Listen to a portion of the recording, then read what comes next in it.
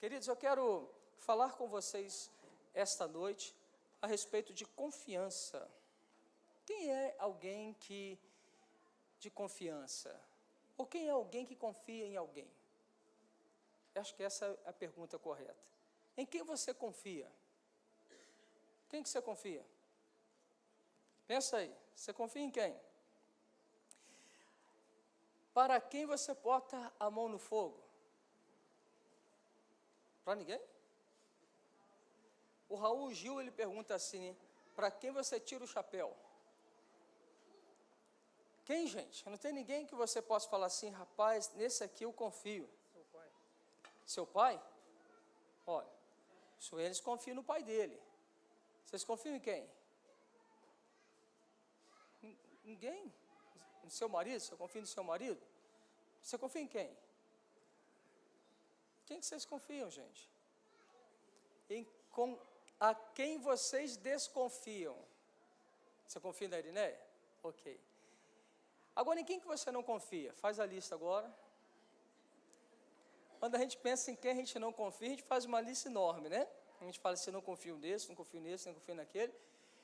Agora, deixa eu te perguntar, você confia pelo menos em você mesmo? Você é uma pessoa confiável? Aonde está a base da confiança? O que nos faz confiar em alguém? Em conhecer a pessoa? Como eu conheço a pessoa? Vamos lá, vai, vem comigo, vamos construir aqui. Oi? Ah, agora você passou a confiar nos dois também, né? Antes era só a Irineia, agora tudo bem. É que você viu que eles estavam ali atrás, falou assim, dá que eles vão achar que eu não confio, deixa eu pegar eles e dizer que confio também, tá bom. Amém. Em mim, a senhora confia? Ah, agora ficou legal, agora o negócio ficou bom demais, tá bom. Mas olha só, o que eu quero provocar vocês a pensarem um pouquinho, por que eu digo que eu confio em alguém? A confiança não surge do nada, a confiança ela é adquirida, e a confiança ela faz parte de um relacionamento que nós temos com alguém. E se eu me relaciono com alguém, eu vejo nessas pessoas que ele ou ela é uma pessoa que cumpre principalmente aquilo que ela fala, então ela se torna digno de confiança, ela é uma pessoa confiável. Por quê? Porque, de fato, o seu discurso está alinhado com a sua prática. Então, eu posso dizer assim, não, se o fulano disse isso, então eu confio, porque é o fulano que afirmou isso. Agora, qual é a base da desconfiança? A base da desconfiança, na maioria das vezes, ela vem pelas nossas decepções. São pessoas pelas quais eu confiei, se for, por exemplo, casal, né, um casamento, aonde que acaba a desconfiança de um casamento? Numa suposta traição. Então, quando há uma traição, você tem o quê? Uma desconfiança. E você passa a não confiar mais naquela pessoa. E quando é que tem outras desconfianças nos nossos relacionamentos interpessoais? Quando também eu me frustro com alguém. Então, eu estou andando com essa pessoa e essa pessoa, por exemplo, ela fala mal de mim. E eu falo assim, puxa, eu achei que essa pessoa era minha amiga, mas ela está falando mal de mim. Então, nós começamos a perceber que tanto a confiança e a desconfiança, ela vem na base de um relacionamento. Eu quero ler com você alguns textos que falam sobre exatamente em quem devemos confiar. E se nós confiarmos numa base que ela não é confiável, nós vamos quebrar a cara. Então, vamos lá. O primeiro texto que eu quero ler com você é o Salmo 20, versículo 7. Salmo 20, versículo 7. O Eliakim está nos ajudando aqui na transparência. Você pode olhar na transparência se você não tiver sua Bíblia. Se tiver a Bíblia, você abre ela aí e vamos que vamos. Olha, no Salmo 20, nós temos aqui o Salmo de Davi.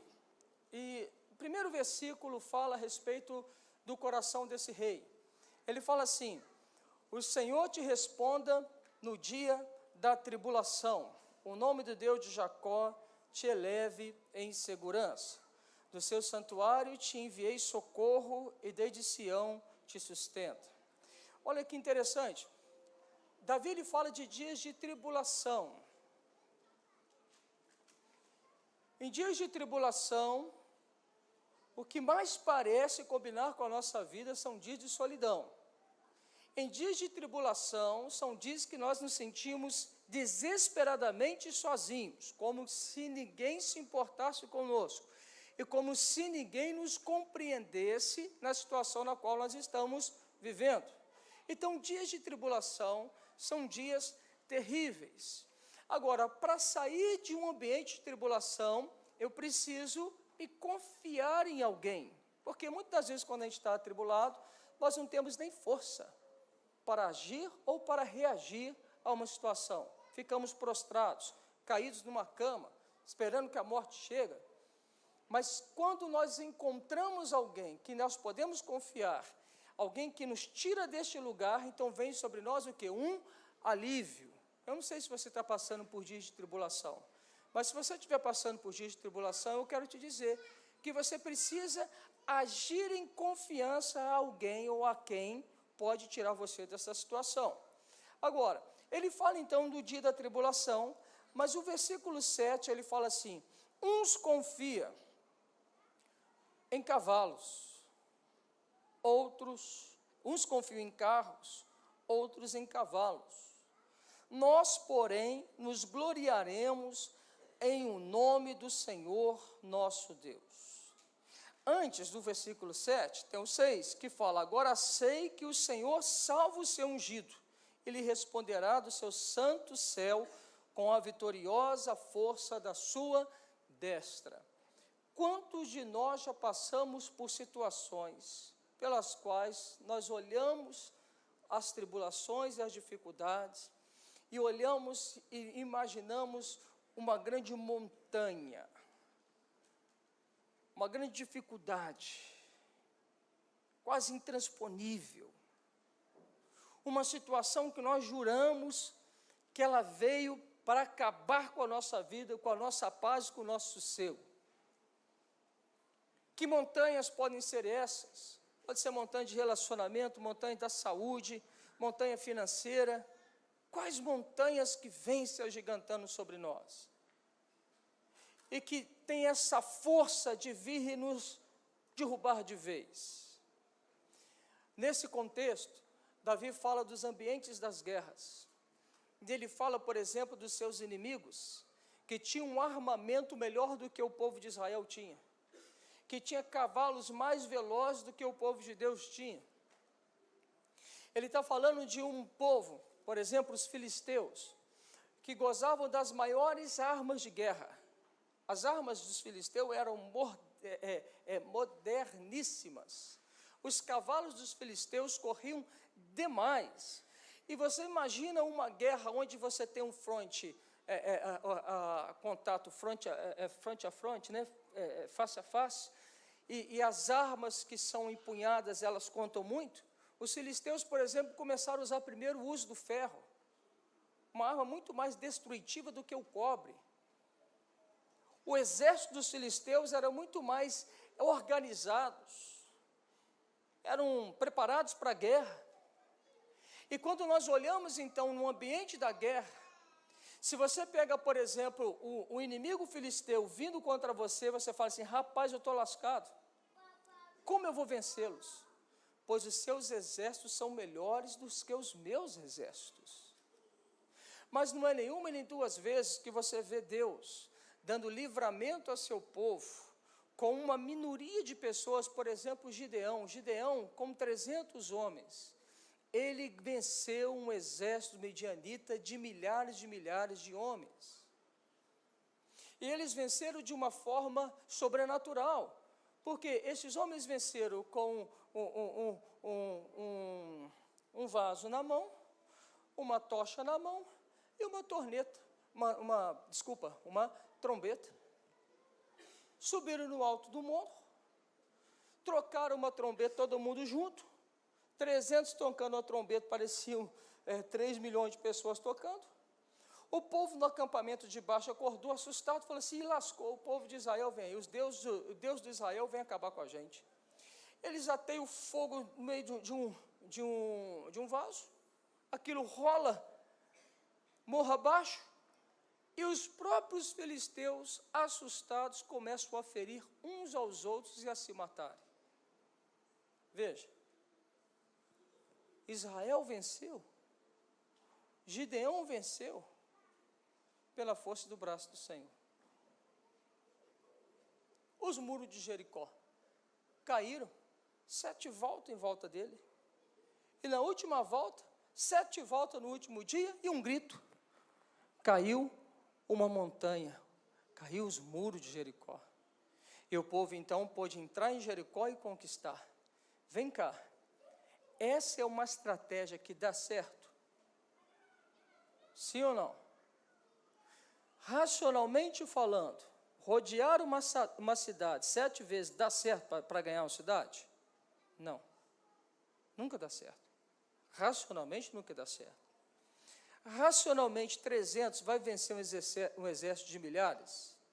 Não, nunca que vai dar certo.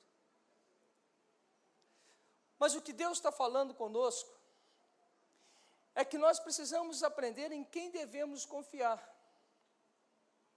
Se eu e você colocarmos a nossa força e a nossa confiança, por exemplo, em nós mesmos, em nossas habilidades, provavelmente as suas habilidades te levarão até um determinado lugar. Mas não vencerão todas as lutas. Haverão lugares que nós entraremos nele, que a minha sabedoria não vai me ajudar, que o meu dinheiro não vai me ajudar, que a minha influência não vai me ajudar. Por exemplo, uma doença. Aonde que o seu dinheiro te ajuda?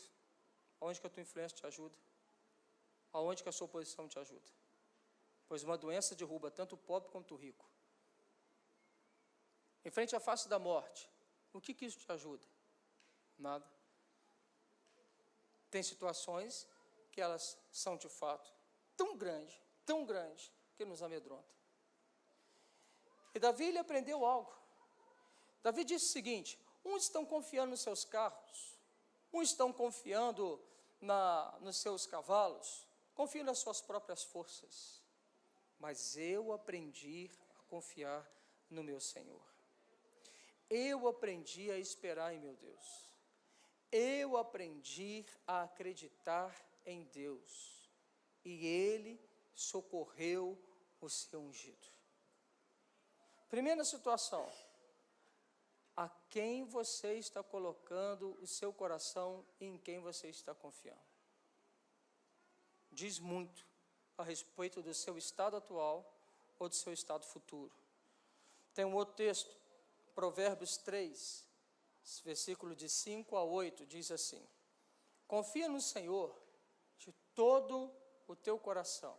E quando é o coração, de toda a tua força, de toda a tua mente, todo o seu sentimento. E não te estribes, não se vanglorie do seu próprio entendimento. Reconhece-o em todos os teus caminhos, e ele endireitará as tuas veredas. O que são veredas? Os teus caminhos. Confia nele, ele vai endireitar os teus caminhos. Não seja sábio aos teus próprios olhos. Teme o Senhor, aparta-te do mal. Será isso saúde para o teu corpo e refrigério para os teus ossos. Sabe que Provérbios está dizendo? Muitas das vezes, pode deixar o texto aqui, muitas das vezes, até a doença que nós temos é fruto de uma não confiança no Senhor. Vou contar um caso para você. Conheci um homem que morreu de câncer. E a origem do câncer dele foi um coração endurecido que não perdoou uma filha. E no leito de morte, a filha pede para poder ir para se reconciliar com este homem, e o pai fala assim: a minha filha, para mim, morreu. Este homem se denominava crente no Senhor.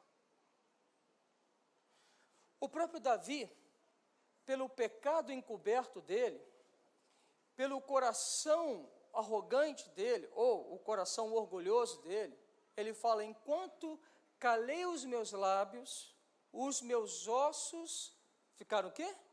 Se envelheceram, em sequidão de estio. Sabe o que Davi está falando? Enquanto ele não confessou um pecado, o corpo dele se definhou. Enquanto eu guardei um pecado, enquanto eu não confessei, enquanto eu não fui a Deus, enquanto eu não trabalhei essa situação, eu me defini. Quer ver um outro caso que a gente vê acontecendo demais? Por exemplo, mulheres que abortaram um filho, dificuldade de ficar grávida. Ou quando tem um filho, a dificuldade de tê-lo. Ou muitas e muitas gravidez que não se completam.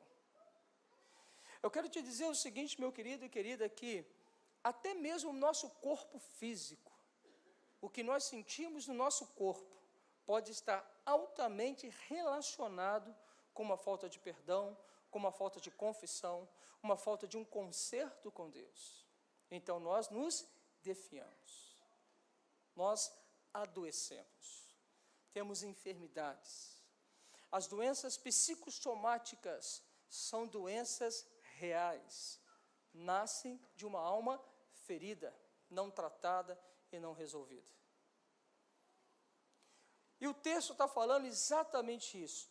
Confia o teu coração em Deus, entrega os teus caminhos para o Senhor, anda em conformidade com a palavra, deixa que Ele te guia, isso vai ser saúde para você. Agora, se você se julga sábio aos seus próprios olhos, se você acredita piamente que continuar fazendo o que você está fazendo é bom e não está sendo bom, você se julga sábio, mas está se passando de um grande tolo. Você está prejudicando a sua própria vida.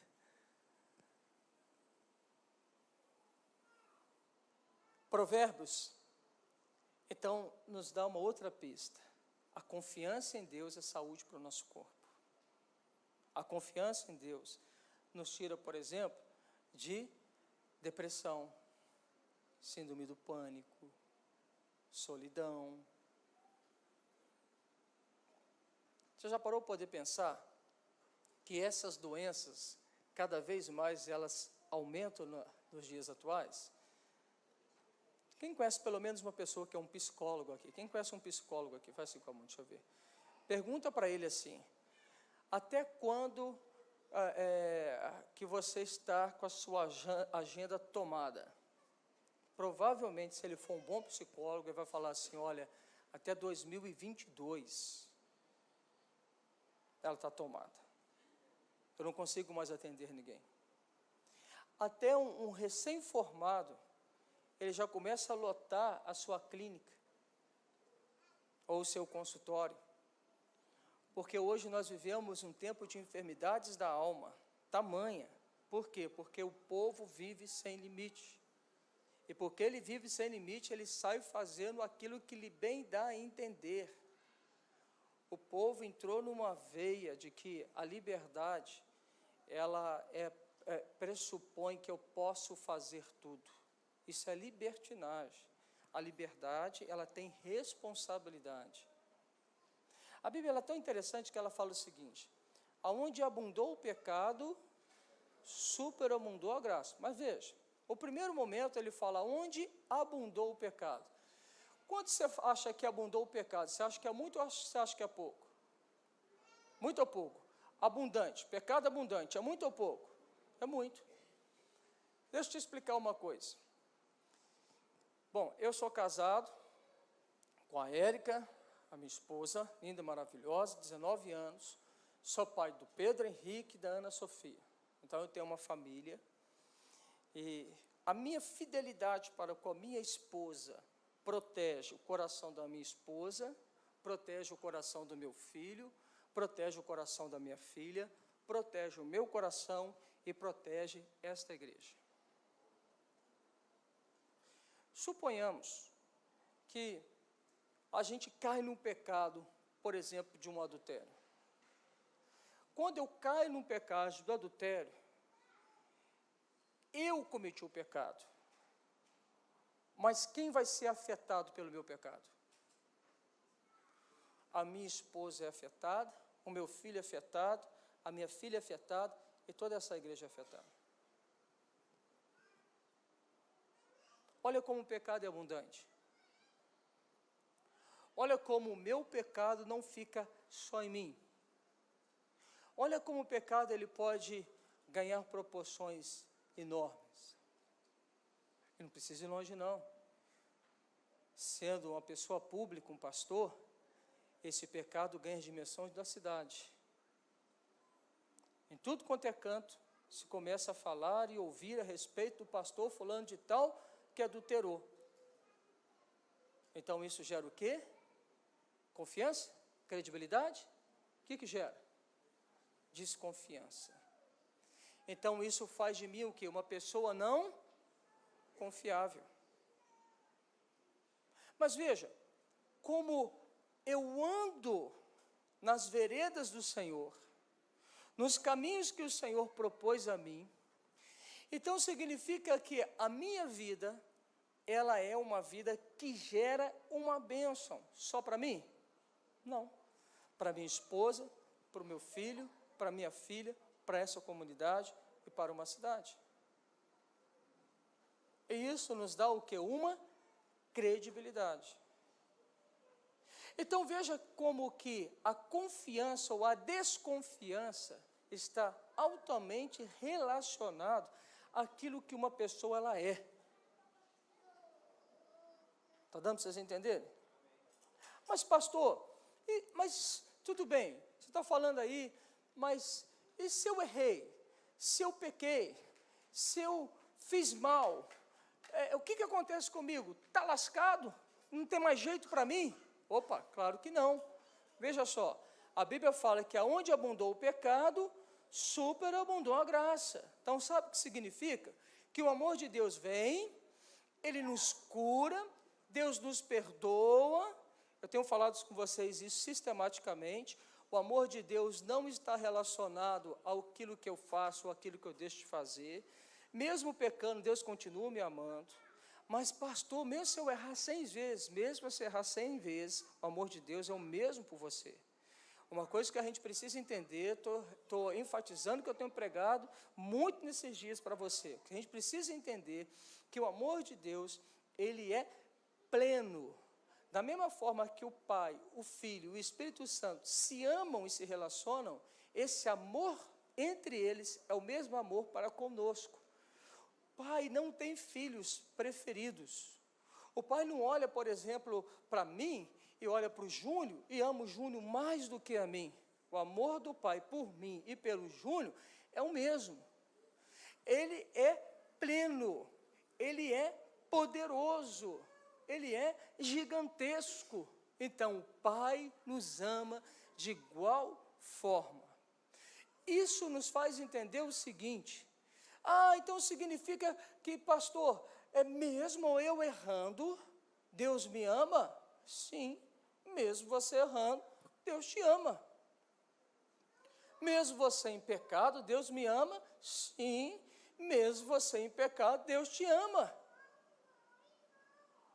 Pastor, que bom saber disso, que legal. Então, pastor, eu posso continuar errando, que Deus me ama? Sim, Ele continua te amando, porém, você não se torna deleite e prazer de Deus.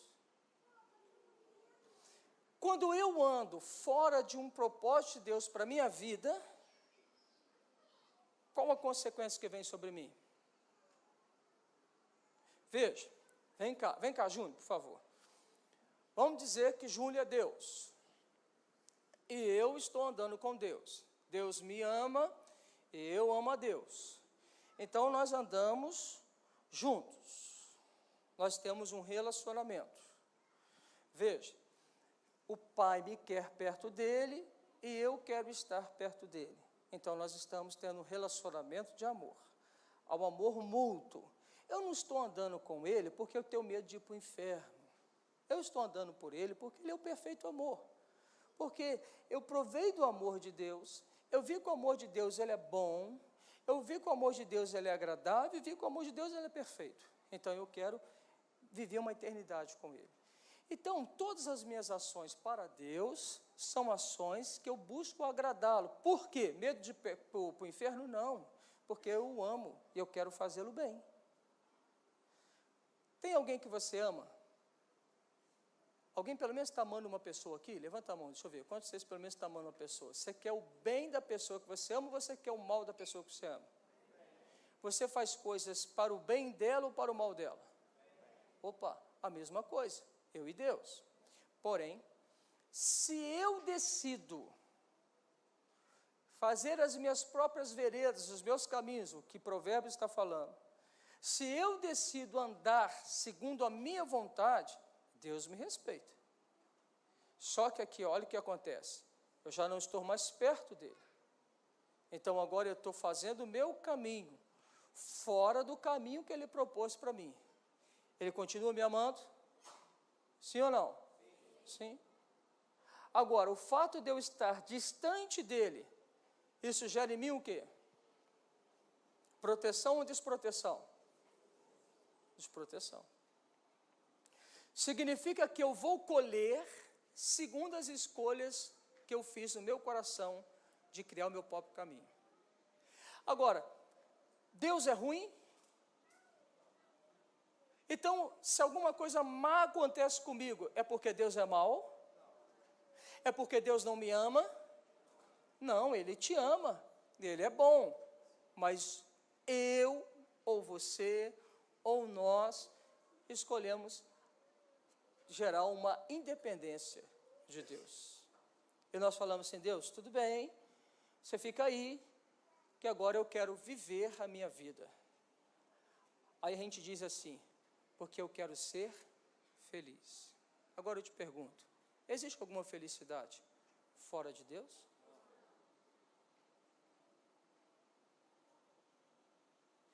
E qual é essa felicidade que eu estou vivendo? Hã? Passageira.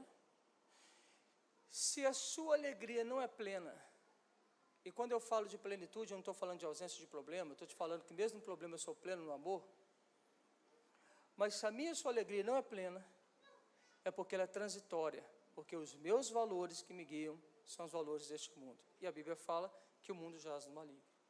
Logo, eu me afastei dele, e por eu ter me afastado dele, eu estou colhendo aquilo que eu plantei. Agora, e se eu quiser voltar para ele? Será que ele me aceita? Opa, ele me aceita. Ele vai me dar um sermão? Não. Sabe o que eu aprendi? Não existe punição para quem se arrepende, porque o arrependimento não gera um novo ser. A punição é para transgressor, é para quem não reconhece Ele como Senhor. Quem se arrepende de um pecado, larga o pecado. E se eu me arrependo de um pecado e vou para Ele, então o que Ele me dá? A graça, a paz, Ele me acolhe. Jesus, Ele fez isso com o apóstolo Pedro. Pedro havia negado Ele antes da sua morte. Jesus morreu, depois Ele ressuscitou, e Ele aparece na beira do mar, para conversar com seus discípulos. E dentre eles vem Pedro. E quando Pedro encontra com Jesus, ele faz 3 vezes a mesma pergunta: Pedro, você me ama? E Pedro responde por 3 vezes: sim, Senhor, o Senhor sabe que eu te amo. Na realidade, a terceira maneira como Pedro responde a Jesus, na forma verbal do grego, ele fala para ele assim: Jesus, você sabe que eu gosto muito do Senhor. E Jesus, então, ele vira para ele e fala assim: então vai e apacenta as minhas ovelhas. Jesus, ele não deu para ele uma suposta disciplina, porque Pedro estava arrependido no seu coração. O Senhor entendeu isso, o arrependimento do seu coração. Então ele liberou o seu filho para cumprir um propósito, uma missão. Está dando para entender? Se eu arrependi, eu tenho uma nova vida. Se eu tenho uma nova vida, eu não tenho punição. A punição veio para os transgressores, aqueles que não encontram arrependimento no seu coração e são completamente obstinados no seu pecado. A graça lhe bate à porta, Jesus o chama, Jesus o chama para perto, mas esse deliberadamente recusa a viver com ele. Então, para esses, depois de esgotado toda a longanimidade de Deus, então vem a punição pelo pecado. Deu para entender? Uma salva de palmas para Deus. Obrigado. Então, mediante isso, eu preciso confiar no Senhor. Eu te pergunto, como é o seu caminho? Você geralmente é do tipo de pessoas que não deixa ninguém opinar sobre a sua vida? Você é o tipo de pessoa que faz sua própria vida? Você é uma pessoa com dificuldade de ouvir conselhos? Porque se você for uma pessoa com dificuldade de ouvir conselhos, você é um solitário que anda sozinho. E você colhe da solidão e das escolhas que você plantou na vida. Primeira coisa que uma pessoa com dificuldade de ter conselho precisa acontecer: quebrar o orgulho. Como quebra o orgulho? Quando você entender que você não consegue mais. Só que para muita gente, esse entender é quando ela dá com muito murro em ponto de faca. É cabeçudo. Ele chega a um determinado momento em que a vida está toda destruída. Poderia não chegar no fundo do buraco, mas para algumas pessoas o fundo do buraco é o lugar necessário para que a pessoa reaja. Terceiro caso que a gente quer destacar. O texto está em Jeremias 17, de 7 a 11. Jeremias 17, de 7 a 11. Bendito o homem que confia no Senhor, cuja esperança é o Senhor, porque ele é como a árvore plantada junto às águas, que estende as suas raízes para o ribeiro e não receia quando vem um calor, mas a sua folha fica verde, e no ano de sequidão não se perturba, nem deixa de dar fruto. Que interessante. Jeremias está falando de um homem que confia em Deus, que mesmo nos momentos difíceis da vida, a sua folhagem é verde e ele não deixa de dar fruto, porque ele está plantado junto à água dos ribeiros. Olha que interessante. Então Jeremias está falando, bendito significa feliz. Feliz é um homem que confia no Senhor e cuja esperança é o Senhor. Esperança é confiança, cuja minha confiança é no Senhor. Porque ele é como a árvore plantada junto às águas, que estende as suas raízes para o ribeiro, e não receia quando vem um calor, mas sua folha fica verde, e no ano da sequidão não se perturba, nem deixa de dar o fruto. Ok, bacana até aqui. Ele está falando que esse homem, essa mulher, é nutrido por Deus, e mesmo no meio da dificuldade, ele não perde a tranquilidade. Gostei dessa, hein? Mesmo no meio da dificuldade, ele não perde a tranquilidade. Mas olha depois, como vira para o 9. Vai dizer assim, lê para mim, enganoso. Fala para mim. Quem o conhecerá? Eu, o Senhor, esquadrinho o coração, eu provo os pensamentos. E isto para dar a cada um segundo o seu proceder, segundo o fruto das suas ações. Como a perdiz que choca ovos que não pôs, assim é aquele que ajunta riquezas, mas não retamente. No meio dos seus dias os deixará, no fim será insensato. Ele está falando então da outra qualidade do homem.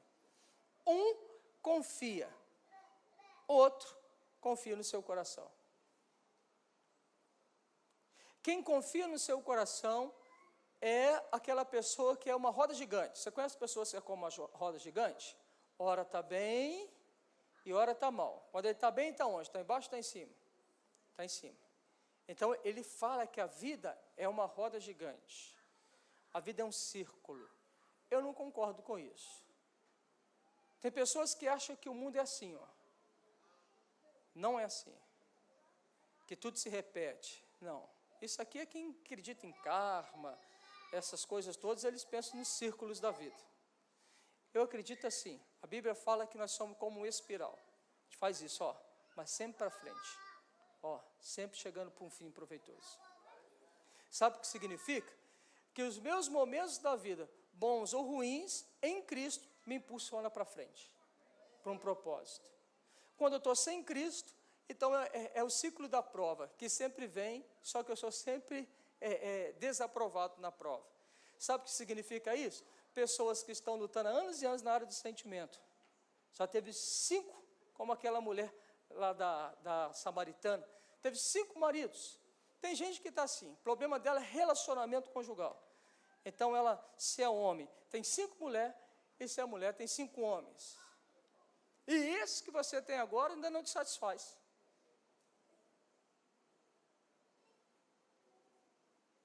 É o homem ou a mulher que tem um monte de dinheiro.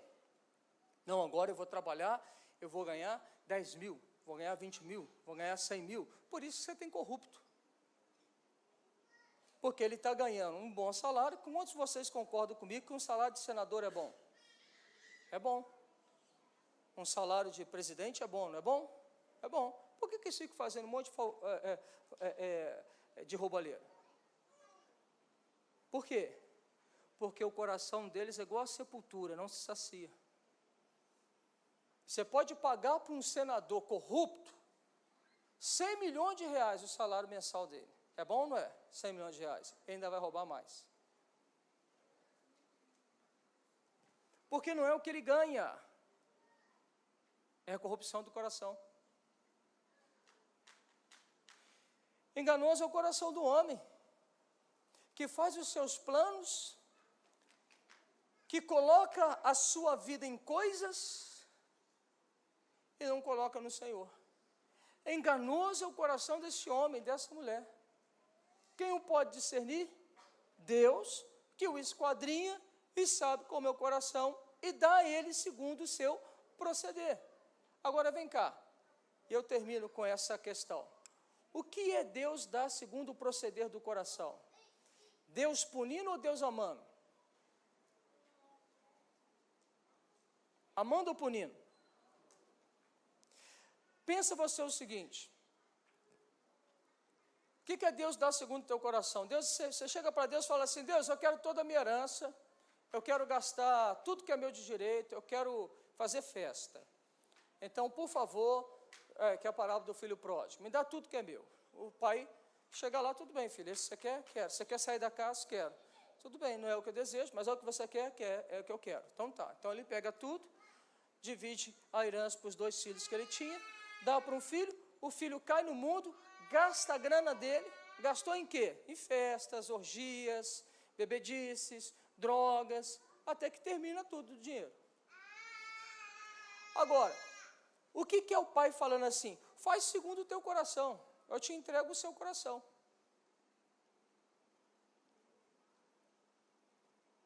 Qual é a esperança quando ele te entrega o seu próprio coração? Qual? Que você sinta saudade da casa dele.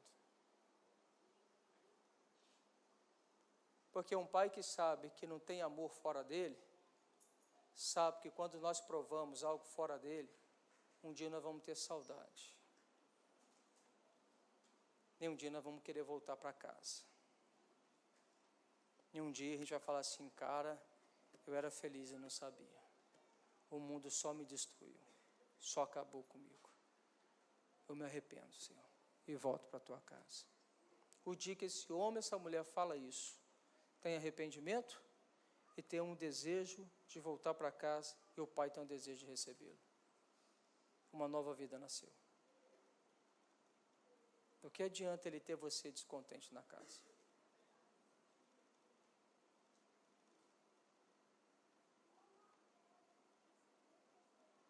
O relacionamento com o pai tem que ser um relacionamento de amor mútuo. Eu amo e ele me ama. Nós nos amamos e nós nos relacionamos. 2 histórias, 2 filhos. Talvez eu pregue amanhã, outro dia, eu pregue a respeito do filho que ficou. Porque o filho do que ficou eram dois filhos descontentes, o que saiu e o que ficou. O que ficou também era descontente no coração. Esse muitas vezes é aquele que está dentro da igreja, mas descontente com tudo. Porque a mentalidade é de escravo, não é a mentalidade do filho. Porque ela não tem um relacionamento com o pai, ele trabalha para o pai. Sabia que há uma diferença entre relacionar com o pai e trabalhar para o pai? Quem relaciona com o pai sabe que tudo que é do pai é meu. Agora, quem trabalha para o pai, acha que eu tenho que fazer por merecer alguma coisa, sendo que já é meu. Está dando para entender um pouquinho? Amém? Glória a Deus. Amém. Então, eu quero orar com você sobre as situações que nós falamos contigo e te fazer essa pergunta de novo. Em quem você tem confiado? Em você mesmo? Na sua riqueza? Você tem confiado em quê? Em quem você precisa confiar? Como está a sua vida? Você quer entregar seu coração para Jesus? Você quer falar assim, Jesus, meu coração está aqui, ó. Me ensina o teu caminho. Eu quero ver tua glória. Eu quero caminhar em conformidade contigo. Talvez o que a gente precisa fazer no primeiro momento é entregar a vida para Ele, entregar o coração para Ele, entregar os nossos caminhos para Ele e deixar Ele nos direcionar. Eu quero te pedir para você fechar os teus olhos, enquanto os meninos do Ministério de Louvor vão dedilhar uma canção. Para que ninguém se constranja, feche os teus olhos, eu quero te chamar também ao altar, caso você queira. Irmãos, o povo da igreja crente, a gente tem aquela mania, quem quer entregar a sua vida para Jesus? E talvez uma pessoa, ao ouvir isso, ele fala assim, rapaz, que negócio mais esquisito, eu já sou de Jesus, eu gosto dele. Mas olha, eu não estou te falando se você gosta de Jesus, a minha pergunta não é essa, estou te falando o seguinte, quantos de vocês já entenderam que não dá para tocar a vida da forma que você está tocando? E que você quer entregar totalmente sua vida para Jesus. Quando eu entrego a vida para Jesus, é troca de governo. Não, eu não me governo mais, o mundo não me governa mais, e nem Satanás me tem mais.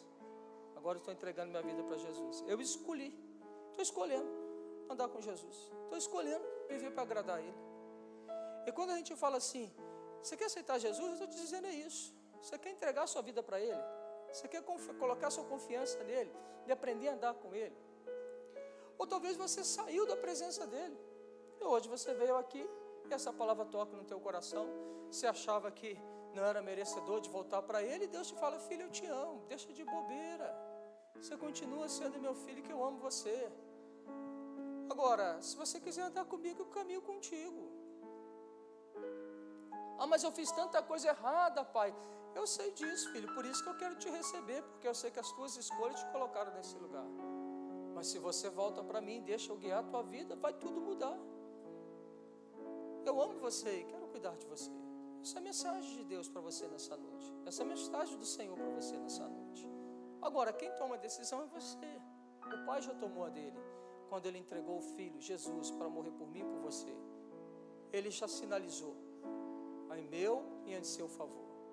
O que a gente precisa é voltar. Então, eu quero te fazer uma pergunta. Você quer entregar seus caminhos ao Senhor? Você quer entregar sua vida ao Senhor? Você quer deixar Ele governar a sua vida? Se você deseja fazer isso, eu quero te chamar para você vir aqui à frente. Quero orar com você aqui na frente desse altar. Quero orar com você, quero ministrar sobre a tua vida, para que o Senhor possa novamente te dar novo ânimo, te fazer caminhar para os novos caminhos em Cristo. Então, enquanto eles cantam uma canção, se você quer ter essa postura hoje, nesse lugar, eu vou te pedir que você venha aqui à frente. Quero te abraçar, eu quero orar com você, quero abençoar a sua vida em nome de Jesus.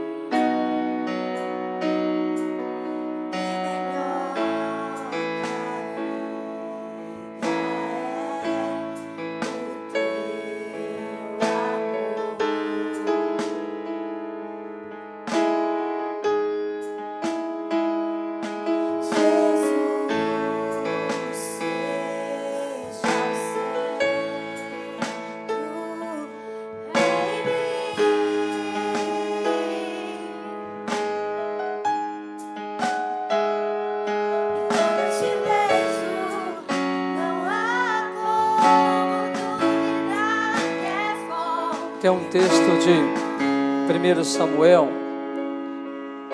Deus usou o profeta Samuel para falar com Saul.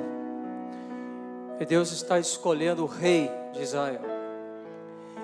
E Deus ele fala, Samuel fala com Saul, que dentro dos processos que ele ia passar, ele precisava encontrar com alguns sacerdotes que estaria orando com ele e que ia ungí-lo com azeite e ele seria mudado. O coração de Saul seria mudado.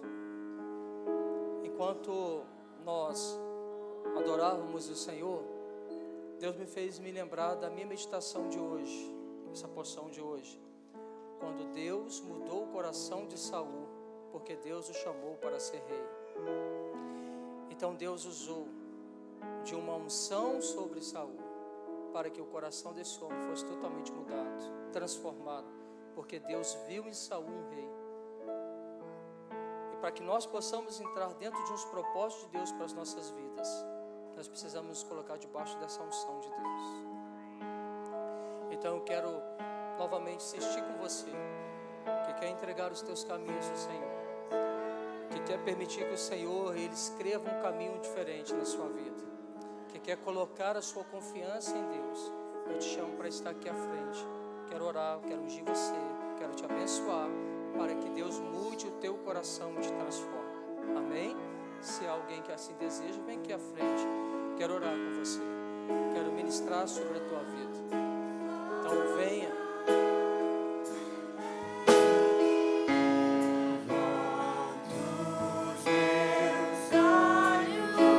Denilson, Sara, ajudem aqui, Fernandinho.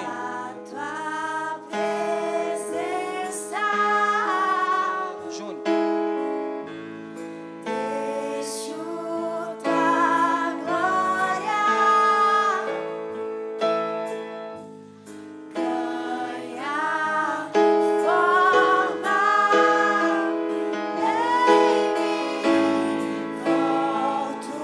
Nós vamos ungir você, nós vamos orar por você.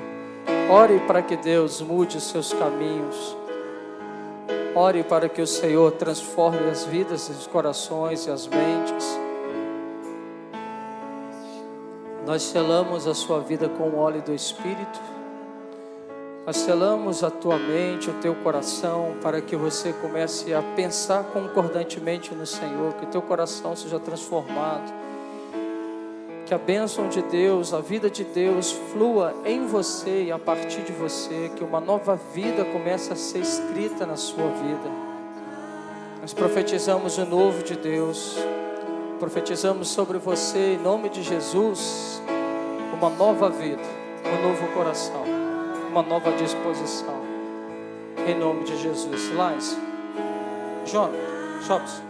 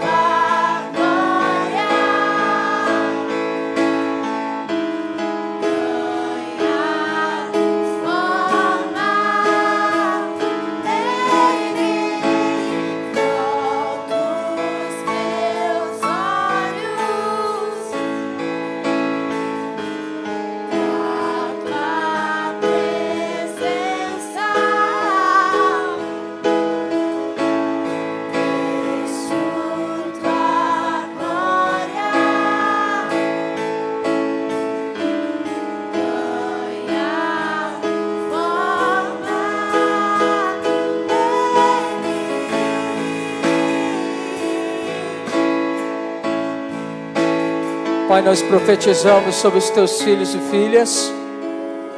Nós apresentamos essas almas, essas vidas diante do Senhor. Pai, nós te pedimos que o Senhor, ó Deus, ó Pai, as toma agora e que o teu Espírito caia sobre eles, caia sobre o coração, a mente, sentimentos. E que o Senhor, meu Deus e meu Pai, comece a fazer algo novo. Que o Senhor comece, ó Deus, ó Pai, mudar as tuas veredas. Assim como tu fizestes com Saul, quando ele recebeu a unção e o Senhor o mudou o coração. Eu te peço, Deus, que assim o Senhor faça com a vida dos teus filhos e filhas, que nesta noite entregam a sua vida, entregam o caminho diante do Senhor. Pai, nós repreendemos agora todo espírito de confusão, nós repreendemos agora todo espírito de morte, repreendemos agora todo espírito que paralisa os teus amados. E nós profetizamos o fogo de Deus, nós profetizamos a vida de Deus, nós profetizamos a mente de Deus, nós profetizamos a santidade de Deus. Nós dizemos: olhos vejam o Senhor, ouvidos escutem a voz do Senhor, pés sejam guiados pela palavra do Senhor, coração recebe a couraça da justiça. Que a justiça do Pai te guarda, que a justiça do Senhor te guarde no lugar seguro, e que o capacete da salvação esteja sobre a tua mente, que nada venha te perturbar e tirar de você aquilo que o Pai te chamou para ser, aquilo que o Pai tem feito, e que em nome de Jesus, que você aprenda, tenha destreza e habilidade, para poder lidar com a palavra do Senhor, que era a sua espada, e o escudo que é a fé do crente. Sim, que essa armadura seja sobre você, capacete, sandálias, couraças, escudo, espada, para que você seja exatamente aquilo que o Pai chamou para ser, filho amado, filho amada, cheio de planos, cheio de propósito, um homem e uma mulher vitorioso, um homem e uma mulher que abriga seguro debaixo das asas do amado.